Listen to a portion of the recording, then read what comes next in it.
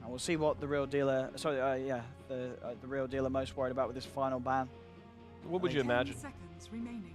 I mean, Position one of some sort. Morphling maybe comes to mind in the they Terrorblade banned the matchup. Night Stalker. Might be too greedy. Yeah, they banned Night Stalker. That's wait, what are they expecting? Well, I guess they expect the Clock and the Brood to be the two side lane heroes, and they're going to do something similar to what Old But Gold did the other day, where they had these two very active side lanes, and their only carry really was the Deucer in the middle lane.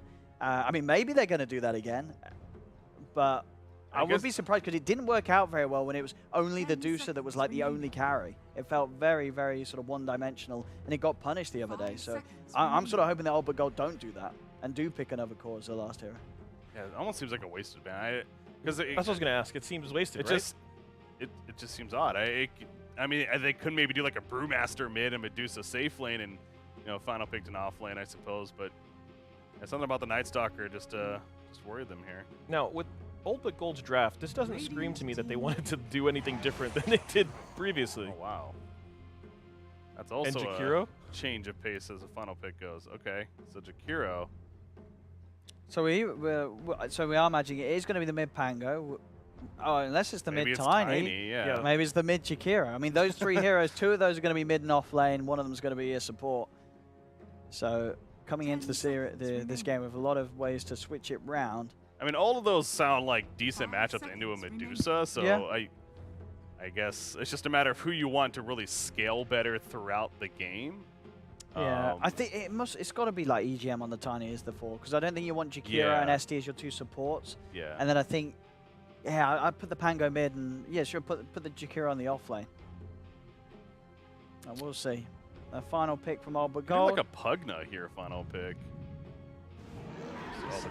Completely different. Hey, this is the first time we've got to see our boy Ursa since the updates, and we've talked a lot about it between Ursa and Lifestealer having these extra buffs. What do we expect to see here with Ursa? Because this is the first time in our tournament that we've been able to see it on camera. Well, we're confirming who's on what. So G's on the Ursa. Yeah, so I mean it is that active hero. It's what I expected them to be the one that wanted to be on the Deucer, and he's going to be sort of the hard farming, hard carry. But I'm not too sure about the Ursa here. They do have catch with the Ursa, like the shackles and the hex from the shaman, but you're running something like an Ursa and a Clockwork, and that can sometimes go a bit backward because the clock's getting in, popping cogs out, it's pushing the Ursa away from the target. He's having to cut through the cogs and get to it. It just feels a little bit off throwing an Ursa in like that. Yeah, and I think we're going to make some predictions. I'll go first this time since I crushed you yesterday. I figure it would only be fair. Give us a chance. I want to give you a fighting chance to, if you want to not agree. But the real deal, I like the draft. I like that it's a little bit more straightforward. I don't know what their long game looks like, if this is going to be a plan where they just want to get this game extended out and not make mistakes, if they want to play very conservatively. But have we... The Terrorblade is like...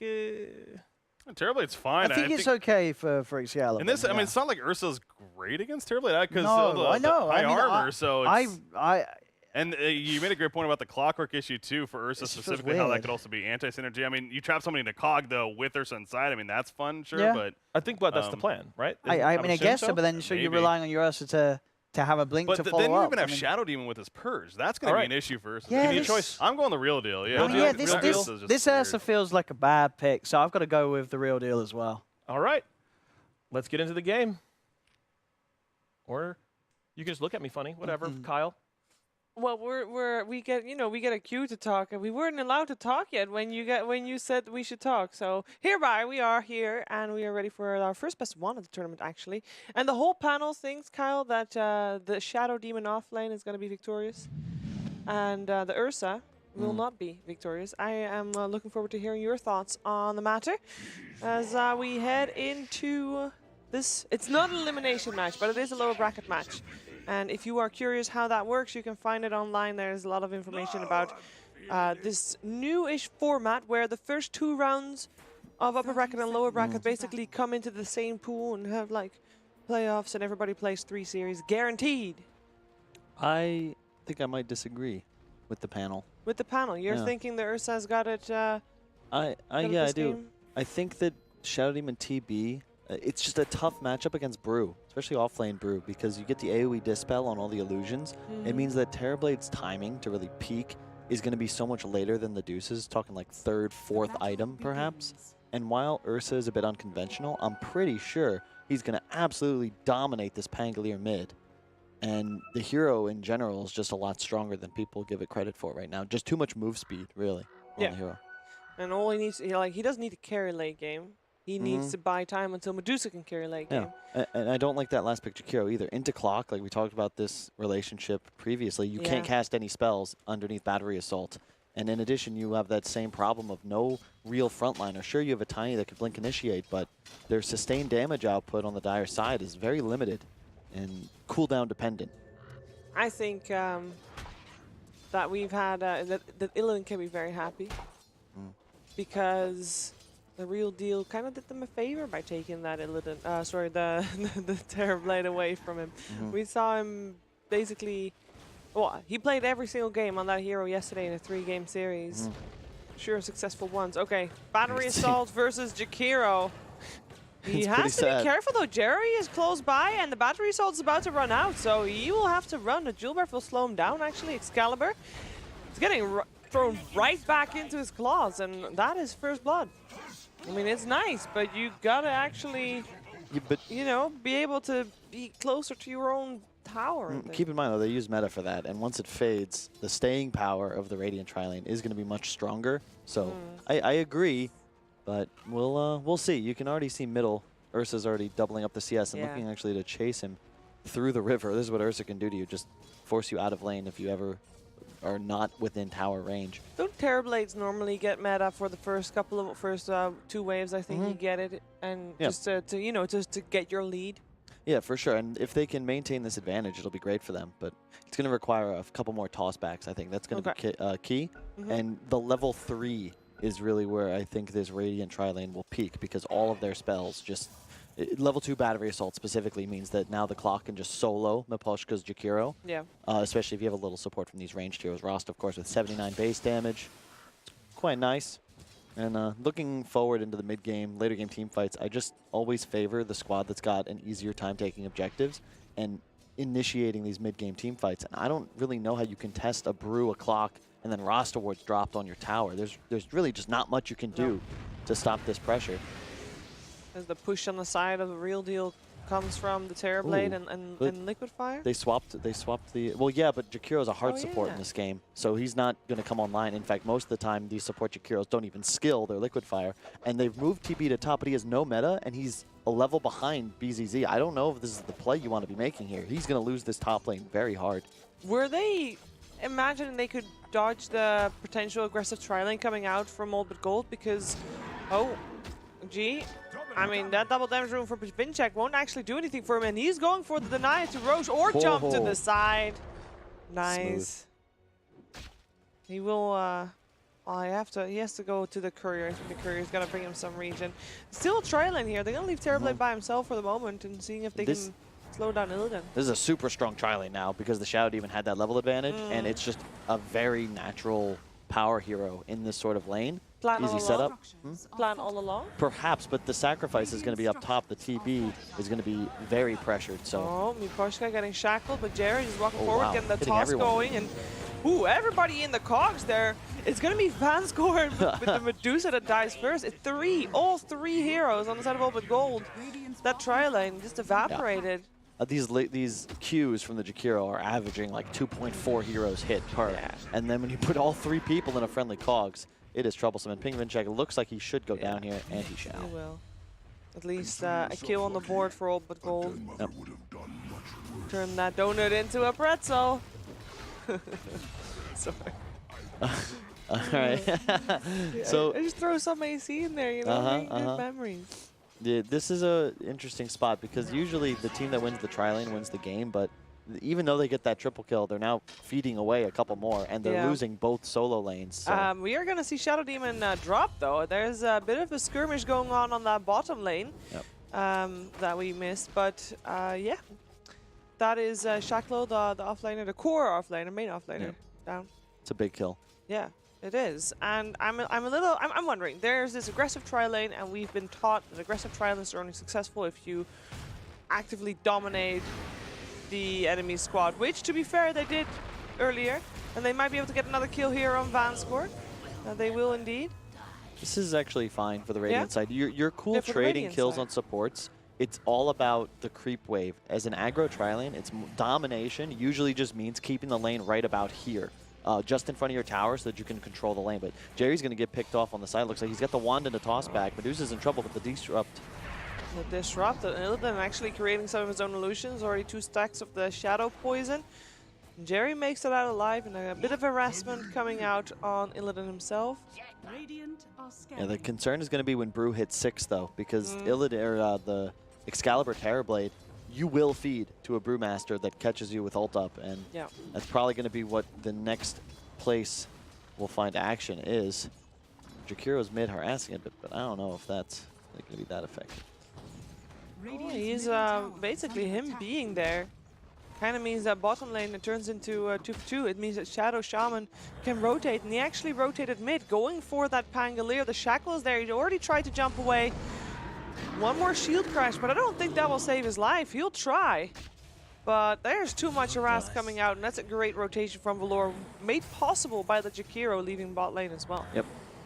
And it's super easy to play clock in this sort of scenario. Illidan's free to farm because there's no way for a stun toss back from Jerry to get through a defensive positioning from Vanscourt. And you can see he's just covering an angle. Illidan plays to that side, so he's always able to cogs back if there is aggression sniffed out. So there really isn't much you can do to kill the Dusa. You can just try your best to out CS, which they are doing, but I feel like you might need a bit more just because of how much trouble your Terrorblade's going to be in. You can see he went to Shrine. He'll just be jungling now for probably the rest of this early game. Can't lane against that Brewmaster until that Brewmaster starts rotating. Yeah, but you don't rotate if you're Brew. No? Nah. You just chill up here, get farmed. I would love to see him get a Midas, actually. This is something I saw, something Moo did, I remember back in the days when I was still playing. He rushed a Radiance in this sort of scenario where he was just left alone on an island. Get to Radiance like 15, 16 minutes, all of a sudden they're a massive core for the entire game. Bye, Jerry. Adios, amigo. And they give it to Illidan again. Really good job. He's getting those last hits on the kills. Oh, Pivinchak, he went top, forces out the split on BCZ, and he's actually You gotta be careful chasing here, him though. for the Yules with that Spirit Panda. Air Panda? It's not really a Panda, I guess it's more a Bruling. Odds are fairly even, as this game is 5-5. Only 1k gold difference. In terms of momentum, though, it looks like even with this skill, perhaps if Real Deal can get this skill, ultimate gold is still pretty comfortable because these rotations mean that the rest of the lanes are all going the way of ultimate gold. Shacklo, he'll pop the salve and actually might just have saved his own life with that. One tick was enough. This is good. This is really good. Ursa needs to snowball a bit harder than this. I haven't seen this hero played too much, but you know, when it comes down to it, the earlier you get the blink, the earlier you can make plays. And like the panel was talking about, it is a tough game for Ursa. It's a bit surprising they last pick it. I think it's mostly for the lane dominance, but he really didn't crush like you might have expected him to. No. Here comes a tossback. You just gave it to him, G. Oh, he has to be careful there, but there's Miposhka as well. The slow is there. 2 stacks of Shadow Poison. That's a lot of harassment with the three drone. Yeah, they actually force out his ult, which obviously is a short cooldown, but you know, it's yeah, this you is. can tell he's on edge. I think you're still fine with this if you're the Real Deal, because your Terrorblade, like, he hasn't been pressured. I expected somebody to, like, just walk at him in the jungle, force rotations, and that's the kind of way a support like this Clockwork could actually protect his Brew by just, even in the enemy jungle, if he charges the Terrorblade, you force response, and all of a sudden you can't have these 3 heroes rotating towards top. You probably expect a TP in a second. Swashbuckle forward, the silence is there, his split is on cooldown, all he can do is try to run. He cannot teleport out, that's on cooldown. Running is literally his only option, and there is no way that he will run away from this. I'd like to see him played around more. Like, you see a teleport coming from the Rasta, but it's just too late. That ward as well is going to be immediately dewarded because they knew he was walking in with one. He leaves without. He's standing right on top of a ward. 2, actually. The Dire side playing around this top lane.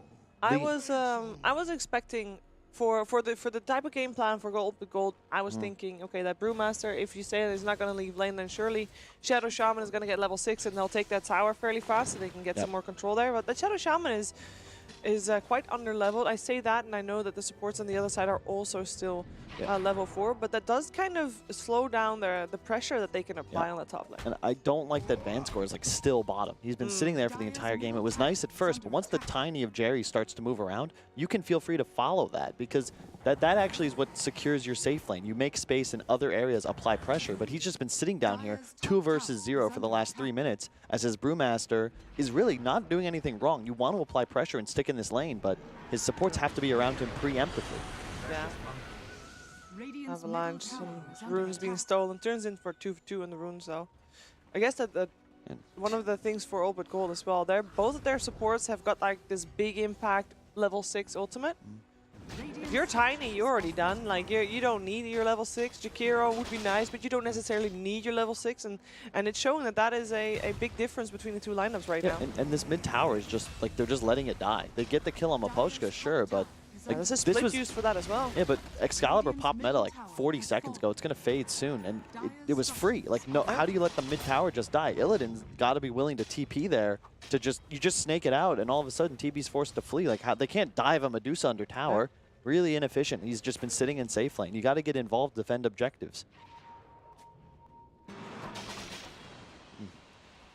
They popped split for top, but Ping check quickly going to respond, ensure that tower doesn't die for free. It looks like still a very even game though, but the way that we're seeing it is that Old But Gold is not really able to play the way they should. It's just the movements are just slow. Like again, Illidan, if he TP's mid, he's going to defend that tower and then be exactly where he is now, farming around that top shrine. And it's just because at a certain point, the safe lane is no longer where you want to be, because you farm faster, just aggressively pushing lanes versus keeping wave control just in front of your tower because you're afraid. And his TP now gives the dire side of the real deal free movement to just head towards bottom because they know the carry is no longer going to be able to respond. No split either. He will have a Vlad's finished soon. I guess both teams are or should be fine waiting till late game before they do more, though, as in Old But Gold will probably not be too worried just yet. What we do see, though, is pressure coming out from the real deal. They are attempting to take out those outer towers. They are already obviously taking middle, and now they're on bot lane trying to take that one away from Old But Gold as well. And they're going to succeed. You can see another tower kill for Excalibur. Like, this is ideal for your Terrorblade. He's almost that #1 net worth, and BCZ, you're here, but Rasta, you're a bit out of position. You gotta be careful here. There's no split. They know there's no split. I mean, this is probably gonna end up as a deny. And you can see like all 5 heroes of Old But Gold are in this area, but like they're not getting anything done. They know their ward got dewarded, so it's like they know that there is vision on the side. Yeah, and of the real don't tell me deal you're gonna walk in and place another one. You better. Guess that cog's out, but again, not yet level 6. You'd actually maybe want to give them a little bit of space so they have maybe a lane for themselves or at least get something. Look at the map control that the dire side. Here I am saying that Old But Gold's going to have this massive mid-game advantage. G will take out the 5 position Jakiro, but look at the map. Like 70% of it is just solely in the possession of the Dire squad. And I don't think that they've earned it, really. It was kind of just handed to them. This bottom lane was abandoned a bit late, and because of that, you now have Excalibur with just 0 pressure. Just been farming this entire game. Once Brew was level 5, he just left, and he's fine with this. This is great for your TB. He's got an illusion scouting on the shrine to prevent TPs. You're going to find another kill on Shadow. That's nice. I mean, that is a 3-position Shadow Demon. That's something we shouldn't underestimate, because later on in the game, sure, we saw him dominate in the offline earlier, but later on he will do about the same thing as a support Shadow Demon. So maybe there the real deal comes falls short with a bit of a lesser core, if you will. But for now, they're doing really well. They are in control. They have the map control. Let's see if they can keep that up, though, as it looks like Old But Gold wants to get some more kills here. The Shekels there on Jerry. He gets a toss out. Still getting gone up by G, though, and G will find that kill eventually. Pim Vinchek, in the meantime, he's just rolling around, going for those supports, finds the kill on the Shadow Demon. The split from BZZ, Excalibur, that's a big target to go for, and with that Haste Rune as well. Actually, the Haste Rune got denied there in the midst of it from the looks of it. Oh, great peeling. This is the problem with Ursa. You just can't do anything. You cannot. BZZ is losing some of his Brewlings, but he'll be fine. He's on the right side of the fight. BZZ, can he actually run from this? No, I don't think he can. He'll just buy some time for his team to... Actually, they were not even there anymore. And Vanscore's not even in this engagement. Clock is arguably the... they first to this hero. It's incredibly powerful at this stage of the game, and the reason he can't be there is because it's 14-40 in this game, and he just hit level 6. Yeah, the only reason he got it is because he didn't come. Exactly, and he should have, but he needed to do that far earlier. Yeah. That's the sort of time. This all goes back, you know, Dota's a game of building. Things and advantages develop over time, and mistakes early on lead to these sorts of scenarios. If Dusa TP's middle around that 7 to 8 minute mark, leaves Clock the bottom lane, you won't have this problem. Instead, Vanscore just has no game whatsoever because he was just holding the hand of Illidan for nearly this entire game. They know Pinvinchik just used his their Rolling Thunder, and they're gonna try to abuse that fact. Nice avalanche from Jerry, though, holding everybody at bay for the moment. Toss up to the high ground as well. Jerry with the saves. His toss game is on point right yeah, now. Regular it really Aragorn. is. That was 5 heroes of Old But Gold there, and they couldn't do anything. Look at this. Jakiro's just still farming. Excalibur's like, all right, guys, no, my meta's down. I guess I'll just keep farming this dire jungle or this Radiant jungle. There's no vision up from the enemy side. This is it's just like an easy game. It feels a little sloppy from Old But Gold. They just don't. They seem discombobulated. They don't really know. They don't have a clear objective at the moment. They don't really know what they're doing. Once again, you see 5 heroes all clumped up together, but it's so inefficient that they're just slowly bleeding resources as the Real Deal consistently builds more and more of an advantage in this game. And now G's going to go for a Midas, but this goes back to, again, the Brew item choice, where I'd be totally fine with the way this game he was being played by him, but he's got a Vlad, so he feels all this pressure. Like, I want to just keep running into enemies, forcing team fights. Yep. But the peel from the Real Deal, the tossbacks, the purge from Shadow Demon, the disruption, they have so many ways to bait out these cooldowns, notably Ursa's and Rage, and then after that, you just kill him and CC him to death. On the bright side, for Old But Gold, they got a Medusa. They have late game. They got wards to take down towers, even though they haven't only gotten one so far. G, so be careful here. Hookshot coming in to try and help him as well. There's 5 heroes of the Real Deal here, and I think they are looking to seal this fight. Nice ice bath into Macropire. 2 kills already, and I'm pretty sure that's going to turn into 3. Perhaps if BCC is, yeah, he's not. I mean, this Panda will try to run, but got no blink, though. Actually, he's wasting a lot of time. Look at all these people chasing down this little Panda man. But there is really no hope for him. In the meantime, though, we did have Medusa finally taking that mid tower down. So Illidan making use of that space created. And still, though, kind of crazy. We talk a lot about space, right? But yeah. That mid tower, even though they lose so many heroes, the gold advantage actually moved towards Old But Gold, because kills just don't mean anything anymore, which is something that I kind of want to see changed in the future, just because it feels like creep waves still have far too much value, and you're just so de-incentivized to play the game actively. Deaths don't matter. It's all about just sacrificing your body for creeps. Well, if deaths don't matter, as, well, Valor, again, you don't matter. Vanscore, I don't think you matter as well. Pinvinchik, you don't matter. But actually, this might matter, because he might live. No way. Hey, he's fine. Nice ice bath as well. But for this game, think 30 minutes ahead. Terrorblade versus Medusa. You got an Ursa and a Pango as the cores.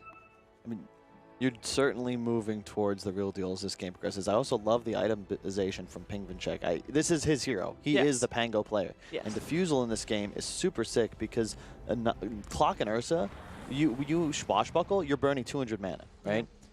These guys don't have mana pools. And even Brew could have struggles. If he gets a clap off and then gets swashbuckled, he'll have nothing left to cast Split. And as you said, when you do it to a Dusa, you're burning mana. That's better than burning HP. Really strong here, and again, more kiting power. Well, all the more pressure because of that on Old But Gold. If they don't have late game, which I think at the moment their only thought can be, like, that's why we see a Midas built by the Ursas. Like, they gotta go all in for that later portion of the game, and maybe hope that they can outplay the Real Deal, seeing if they make some mistakes here and there. As we know that both these teams are not without their flaws. Vanscore will drop here, but if Real Deal just you know, is thinking, you know, this game's going pretty well. Let's just continue pushing. What is Old But Gold going to do about it? I don't know. I'm so just disappointed in specifically the way Illidan's played this game, because he missed his Ancient stack, went to push one wave top. Now he's run back to the jungle. Now he's going to run back top, where he could have just been continuously pressuring that lane. He's not even safe because of this. You weren't happy the with him scan is yesterday in either. the dire jungle. Like, you're not protecting your Medusa, who's now caught up top, isolated. Like, what's happening? That is actually really bad. That is, she tries now they're for the ult, the hot, that maybe this could save him. Vanscore throwing his body at the front line. In the meantime, Medusa is still the main focus for Jerry and will still fall. And Real Deal claims 3. And Brew isn't there because I believe Split might actually still be on cooldown even. It's up. It's up now, okay, but what? How are you going to take this fight? He might be forced to use it too. And he's going to be out of mana, yep. He did. He has a soul ring. No, he didn't. Yeah. I mean, you know, credit to the Real Deal. After watching it play out, I do like the way they drafted. They've made the right decisions. They've played this game properly. It just, to me, feels like you.